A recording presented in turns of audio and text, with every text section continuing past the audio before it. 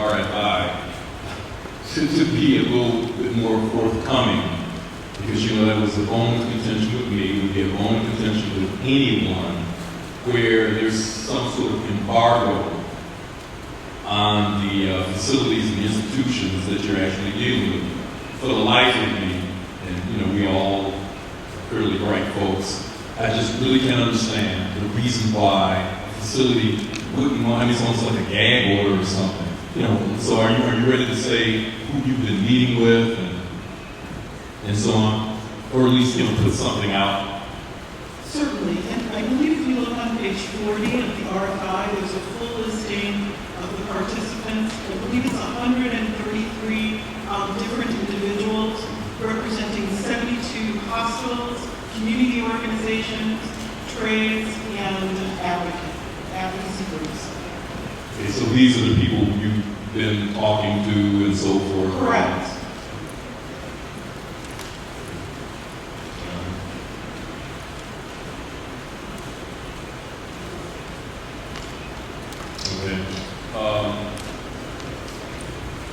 I would just underscore that I think that listing is a very comprehensive list of the entities that have shown interest and that we would like to see engaged in the process of providing services in this community.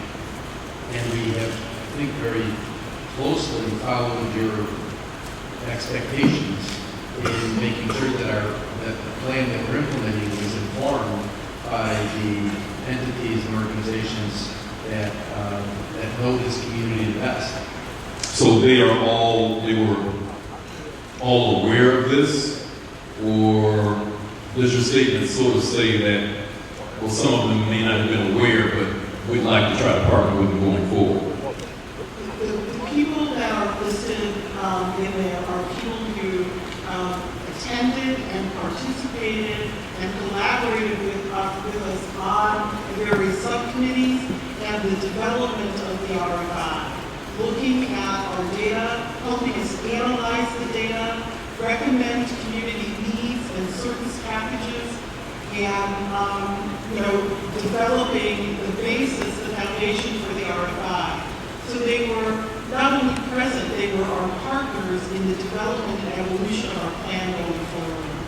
Okay. And you still plan on, you talked about, the redistribution of dollars and so forth, 9.8 million.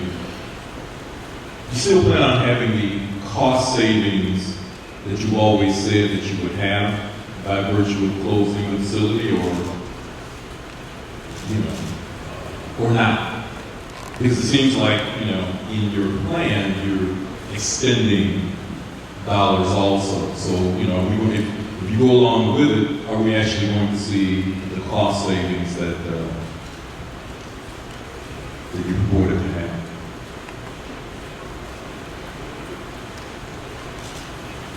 Our budget numbers haven't changed since the last meeting. We are looking at cost shifting. We're looking to the system to support folks in the community in crisis situations.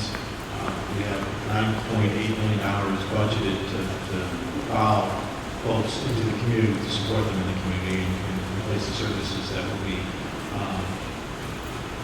transitioned as a result of the closure. But you always talked about, and one time it was $11 million figure, whatever it is, that this would be saved, and so folks have an expectation. I mean, we know how we throw numbers around. But folks in the community would say, we don't want this facility to close, although they're saying that they're going to save whatever the number is. Are you really going to save it or not? Or are you just basically taking this money and just transferring it somewhere else?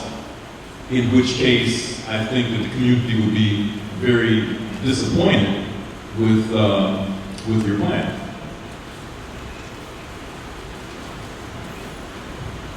Representative, we really expect that money to stay within the mental health system in one form or another.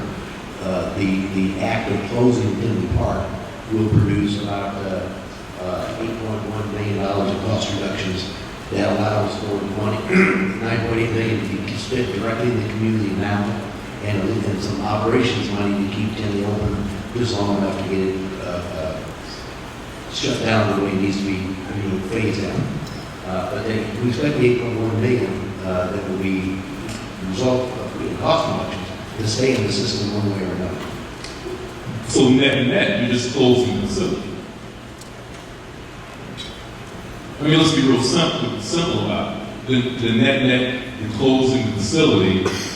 No monies are really being saved. Monies are being maybe redistributed or going to other providers. Well, it's money that would not be spent in the community. I guess what we're looking at is the money right now is being spent in Tinley Park.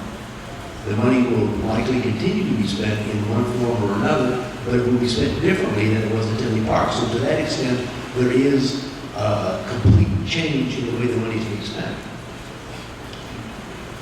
That's right, but again, we do budgets with billions of dollars, and so I'm asking these questions, not for me, who sits on appropriations committees, and you who have large budgets, but really for the people. I mean, net, you're closing Tinley Park, and there's not really going to be any cost savings. That's either correct or incorrect. Well, it depends on Depends on what it is. Well, it depends on how you look at it. There will be a cost reduction from the act of closing Tinley Park. That doesn't mean that you can necessarily take the 8.1 million and reallocate it to Department of Corrections or Department, some other department. Our plan right now is that the money will stay within the mental health system and it will be spent in a constructive manner to support the system, either regional and south or some other way. But it will stay within the system. Let me just say this, and I'll go on to the rest of my colleagues. When we met in our little meeting, maybe this is just with me, I don't know whoever else you might have met with individually. One of the things I said was that I disagree with what you're doing on a lot of different points, on very technical points and very simple points. But I think we're both of the same mind that we want to take care of this very vulnerable population. And I said that I wanted to help them. Because when people in general, they look at all, we're Springfield. They don't make a distinction between the three branches. They go, we're Springfield, we do something wrong, they're going to blame us for it, we do something right, they're going to tell us that we're, that they're happy. And pronouncements have been made where folks that don't understand budgets and cost shifting, people like you and I do, they're thinking, hey, I don't want this to close at all. Some people say, well, I might want it to close because we're going to save some money. And so that's why my basic question was, and I think the answer is, it's really not going to save the money at all. Those monies have basically been shifted somewhere else, and I'm not making a judgment whether that's bad or good. But to, the man and woman on the street, a facility is closing that to them has benefit and no money is being saved. That's what they think. And that's what they've been telling me. And I think that, again, it's not so much us. You have some explaining to do. And you're going to have to deal with the folks in these communities and sell them on. So, thank you so much for coming, and